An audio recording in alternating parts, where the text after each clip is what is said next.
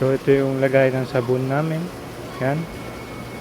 Tapos tubigan, tutuan, tapos salamin, tapos ito yung pingganan. Ito yung gasol namin.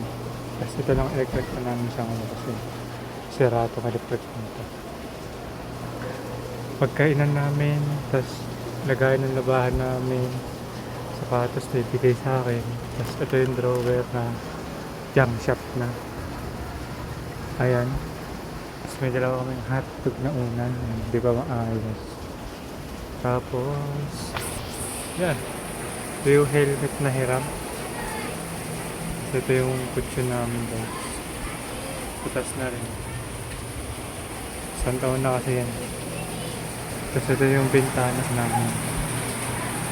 Ayan. Ayan lang. Ayan lang guys. Tulog. So tumutulog po dito. Ayan po yung tulog niya. Ha? Kita nyo ba guys? What the heck? Tumutulog.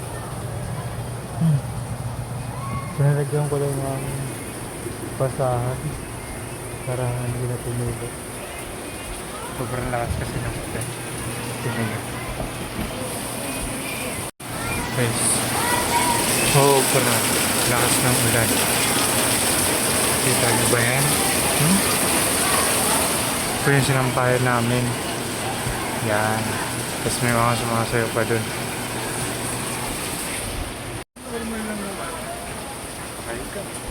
Walang pa. Sobrang bilis na. Ito ulit kami dito mga kayaw. Pala yung bahay namin ba? Ito lang siya. Ganito lang siya. Hello. Ganyan siya kalala guys. Ito yung pinagpagtan namin. Nasira na. Nasira na na. Itong bag ko sa taon na. Ang taon na siya. Tapos yung drawer namin. Ayun na yung drawer namin. Kasay kabul lang. Siguro pag karoon naman ng pera. Sumama na ko. Tama na. Makabili ako ng mga dito marami. Mababa na dito guys. Ito ba yung tulo? Sa tumutulo guys. Siya galing. At doon siya galing. Ayun. Tumutulo. Pagpunta sa bahay namin. Ito yung kutsyon namin. Ito yung kutsyon. Sobrang lakas ng lahat guys. Sobrang lakas. Laglag.